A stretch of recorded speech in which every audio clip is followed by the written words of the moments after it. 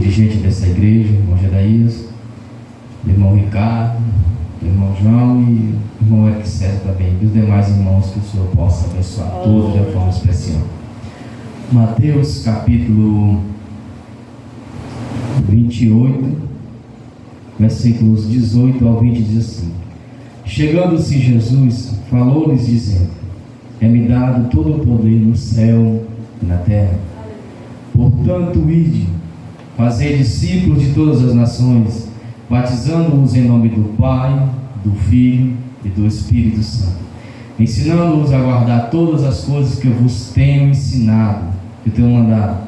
E eis que eu estou convosco todos os dias, até a consumação dos séculos.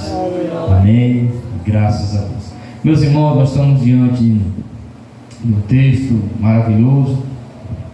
E hoje o culto de missão, né? Quero louvar a Deus pela vida do irmão Eric César, que nos antecedeu e pregou bem a palavra de Deus.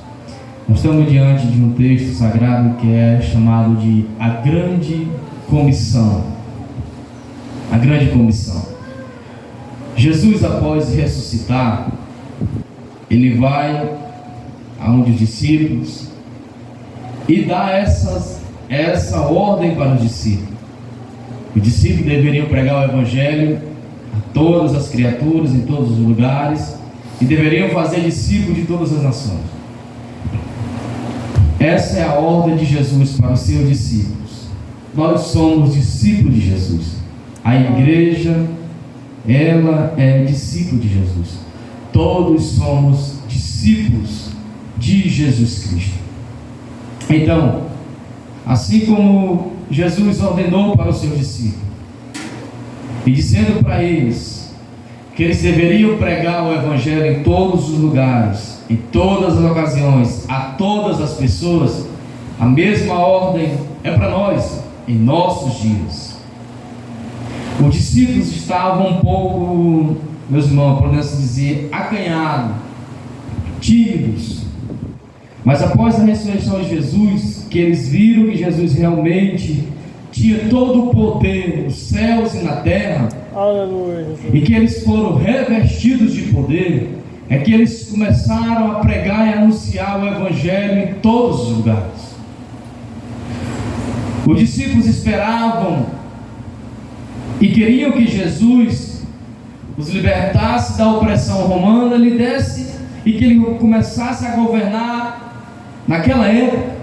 Era isso que os judeus esperavam naquela ocasião. Porém, Jesus não veio para constituir um reino terreno.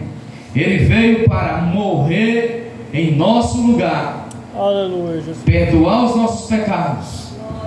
E foi isso que ele veio fazer.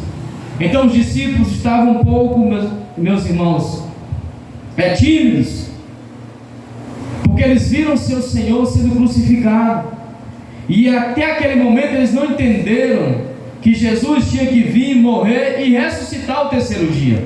E quando eles perceberam que Jesus havia ressuscitado, e que eles creram realmente, porque alguns estavam duvidando ainda, antes de ver Jesus, mas quando eles viram Jesus realmente ressuscitado, e que Jesus disse para eles, chegando Jesus falou dizendo: É-me dado todo o poder nos céus e na terra. Aí os discípulos começaram, meus irmãos, a criar um pouco de coragem.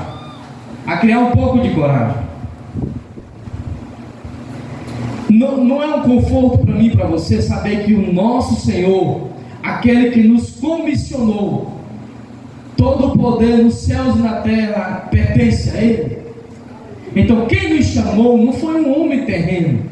Quem nos vocacionou para levar a mensagem, pregar o Evangelho, não foi uma autoridade terrena, foi a autoridade, o Senhor dos céus e da terra.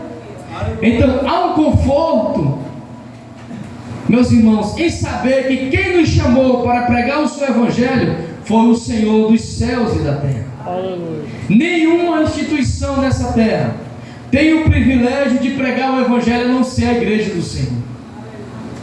Há muitas pessoas lá fora que eu tenho certeza, diante da sociedade, são melhor do que nós.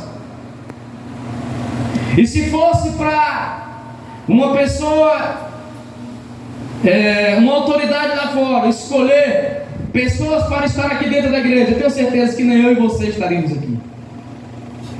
Mas quem nos chamou foi o Senhor dos céus e da terra, e nos comissionou uma missão. E qual é essa missão? Pregar o Evangelho a toda criatura. Por quê? Porque todo o poder dos céus e na terra pertence ao nosso Senhor Jesus Cristo. Aleluia. E quando nós pregamos, e quando nós anunciamos e levamos a mensagem, nós não vamos em nosso nome, nós não vamos na nossa autoridade, nós levamos o nome que está acima de todo o nome. E o nome é Jesus Cristo de Nazaré, aquele que morreu e ressuscitou, está vivo para sempre. A esse Deus, esse Senhor que nós servimos e nos chamou para uma grande obra, e essa obra é pregar o seu Evangelho, dar continuidade todos os dias, anunciar a palavra de Deus. Você sabia por que a igreja primitiva crescia e avançava tanto naquele contexto? É porque a igreja primitiva, a cozinheira pregava a cozinheira, o carpinteiro pregava para o carpinteiro, o pedreiro pregava para o pedreiro. Às vezes a gente só quer evangelizar quando há um chamado para um culto específico, para um evangelismo, mas não é somente nessas ocasiões que nós devemos anunciar e pregar o Evangelho. É a tempo e a fora de tempo, em todas as ocasiões, aonde nós tivermos a oportunidade, nós devemos pregar o Evangelho. Aleluia. Nós somos uma igreja privilegiada, nós somos uma nação privilegiada, nós somos um povo privilegiado. Quantos aí afora queriam ter a oportunidade de cultuar a Deus com a liberdade que nós temos?